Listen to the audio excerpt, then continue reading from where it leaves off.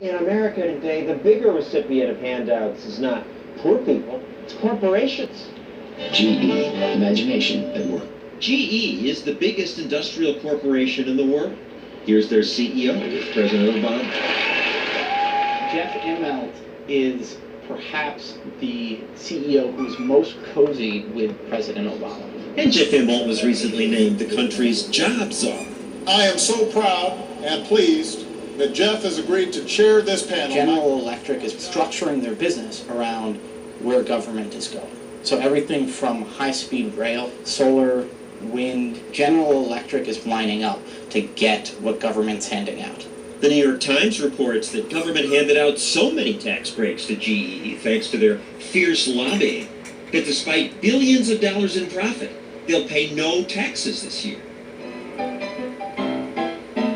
Once upon a time in America, companies got money from investors and created wealth by inventing things.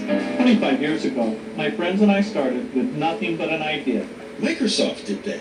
They started with nothing and created billions in shareholder wealth. But then, Microsoft is free to compete and compete aggressively, but not unlawfully. the government sued Microsoft for offering people free software.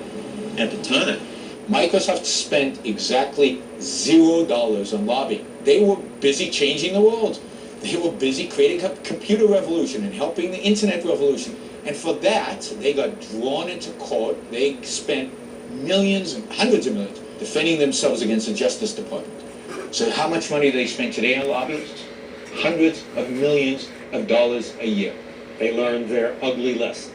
We created a system in which if you don't do it, you're at a competitive disadvantage. A public-private partnership. A public-private partnership. Public-private partnership. businesses love to have a partner with the government.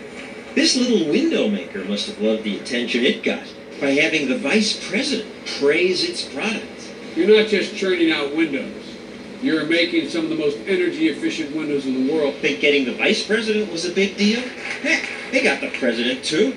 These workers will now have a new mission, producing some of the most energy-efficient windows in the world. Other companies don't get so much government help, but this company gave money to the Democrats. And one of their executives was married to an important energy department official.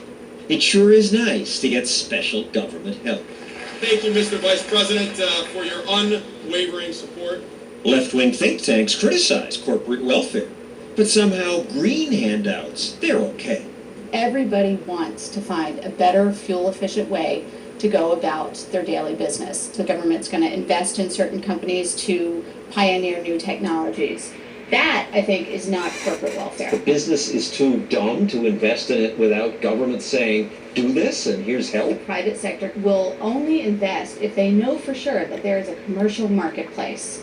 But you say everybody wants these things. Isn't that enough incentive for private, greedy businesses to make it? The free market does not know anything unless we all collect our interests and say this is of national import to us. Central planning does not work. It doesn't work in any industry. It doesn't work in any kind of economy. But since they're going to centrally plan, they'll give out special favors to the politically savvy people who are best at lobbying for them.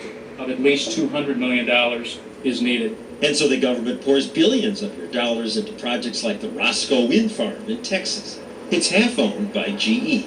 Even if this wind farm produces nothing of value, they are getting money from the U.S. taxpayer. Maybe we don't need wind turbine. Maybe it's a waste of money. Well, maybe it is, but it should be one thing that we as a nation are investing in so that we aren't left behind. Some of the cleanest renewable energy on Earth. GE would not agree to be interviewed.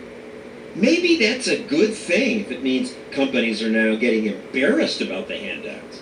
13 years ago, when I wanted to confront a business about its freeloading, the CEO was so brazen, he flew me to his headquarters in one of his fancy jets. Gold plated. Anything else? At the time, this man was the biggest recipient of handouts. Dwayne Andrews, CEO of ethanol maker ADM. You're a pig feeding at the welfare trough. Why should I care?